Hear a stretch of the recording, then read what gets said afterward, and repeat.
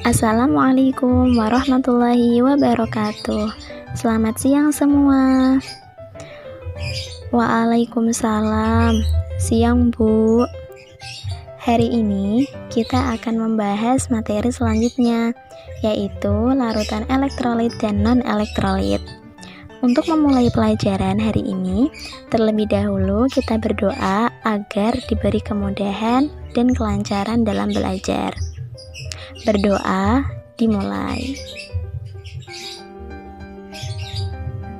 Berdoa selesai. Kemarin Ibu sudah memberikan tugas kepada kalian untuk mempelajari materi tersebut. Adakah yang sudah mengetahui pengertian dan contoh dari larutan elektrolit dan non-elektrolit? Saya ingin mencoba menjawab pertanyaan Bu. Silahkan ladun. Larutan elektrolit adalah larutan yang dapat menghantarkan listrik, sedangkan larutan non-elektrolit adalah larutan yang tidak dapat menghantarkan listrik. Adakah yang ingin menyanggah atau menambahkan pernyataan dari ladun? Saya Bu, larutan elektrolit terionisasi secara sempurna. Iya, pernyataan kalian Ibu tampung terlebih dahulu ya. Nah, untuk memastikan pernyataan kalian sudah benar atau belum, mari kita lakukan kaji bersama-sama. Sebelum membahas materi ini, Ibu akan membahas tujuan pada pertemuan hari ini, yaitu setelah mempelajari materi ini, kalian diharapkan mampu mengidentifikasi larutan yang bersifat elektrolit dan non-elektrolit berdasarkan kemampuan menghantarkan listrik. Selanjutnya, siswa mampu mengelompokkan larutan yang bersifat elektrolit dan non-elektrolit. Lalu, siswa mampu membedakan larutan elektrolit lemah dan elektrolit kuat melalui data percobaan.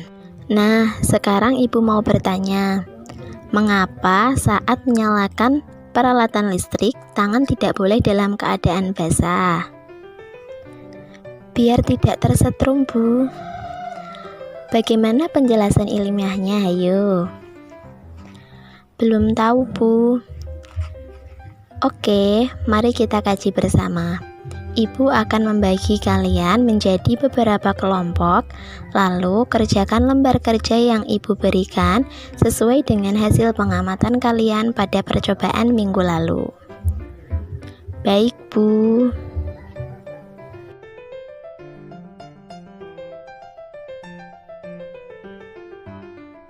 Silahkan dikerjakan dengan kelompok masing-masing, dan jika ada kesulitan bisa ditanyakan kepada Ibu. Waktu diskusi kalian selama 40 menit. Apakah cukup? Cukup, Bu.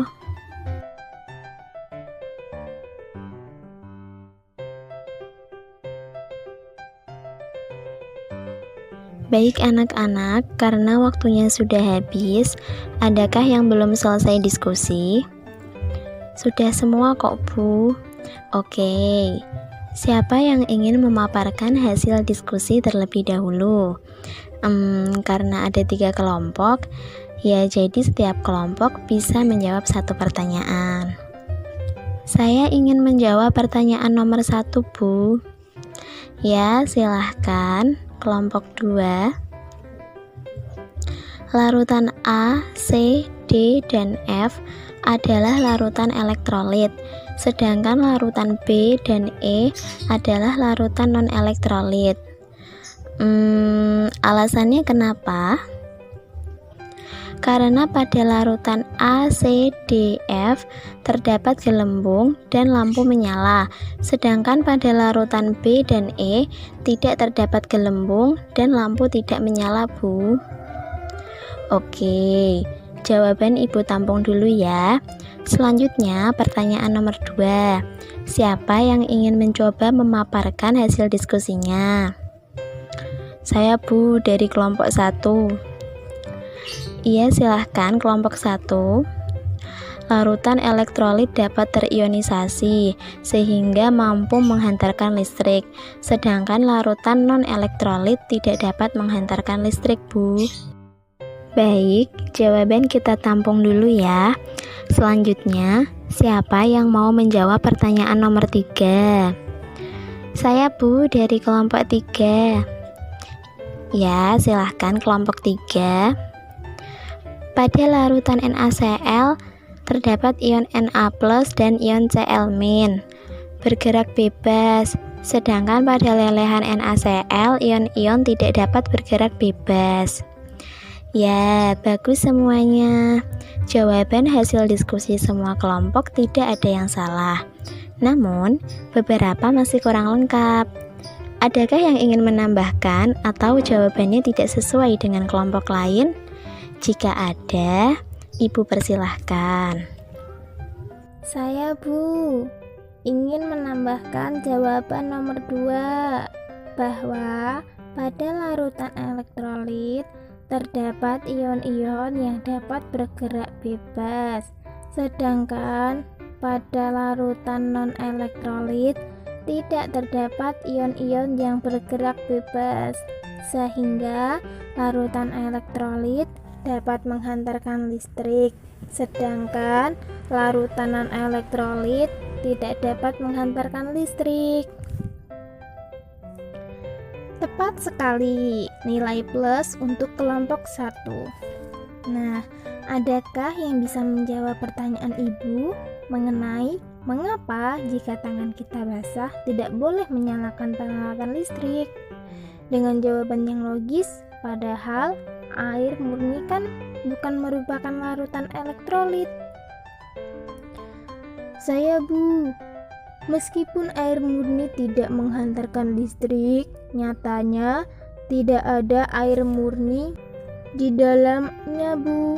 Di dalam air ada mineral, kotoran, dan zat-zat lainnya yang mampu menghantarkan listrik, sehingga kita dapat tersetrum. Benar sekali ya. Baiklah, Ibu akan memberikan tambahan dari jawaban kalian sebelumnya. Larutan elektrolit dapat dilihat dari percobaan jika hasil banyak gelembung dan lampu menyala. Larutan elektrolit ada 2, yaitu elektrolit kuat dan elektrolit lemah. Elektrolit lemah akan menghasilkan gelembung yang sedikit dan nyala lampu yang redup, sedangkan elektrolit kuat akan menghasilkan gelembung yang banyak dan nyala lampu yang terang. Larutan non-elektrolit dapat diidentifikasi dari percobaan dengan tidak ada gelembung dan tidak menyala lampu.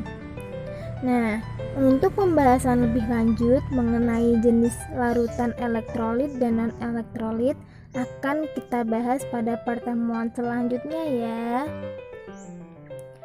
Baik Bu, mengenai diskusi hari ini, adakah yang ingin ditanyakan?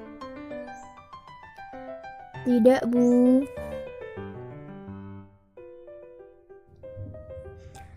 Jika tidak ada, silahkan dikumpulkan hasil diskusinya ya, dan akan Ibu nilai. Kemudian, kalian kerjakan soal evaluasi yang akan Ibu berikan secara mandiri dan dikumpulkan ketika jam pelajaran berakhir untuk menguji apakah kalian sudah benar-benar paham atau belum. Baik Bu.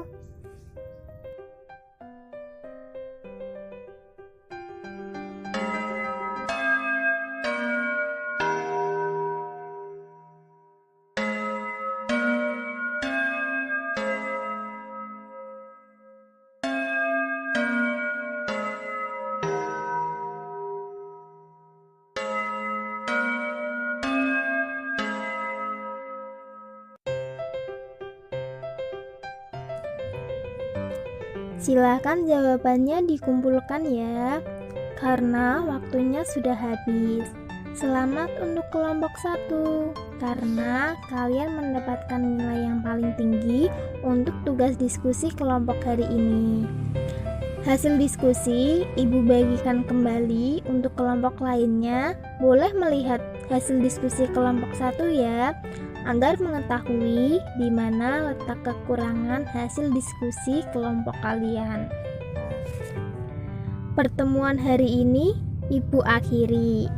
Jangan lupa belajar mengenai jenis larutan elektrolit dan non-elektrolit ya, beserta contoh-contohnya dan ikatannya juga, dan yang akan dibahas bersama di pertemuan selanjutnya. Baik Bu,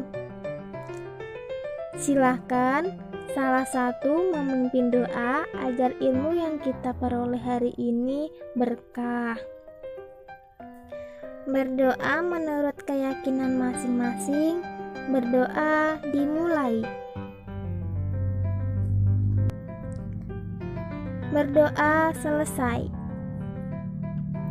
Akhiri kata, wassalamualaikum warahmatullahi wabarakatuh. Waalaikumsalam warahmatullahi wabarakatuh. Terima kasih Ibu. Sama-sama semuanya.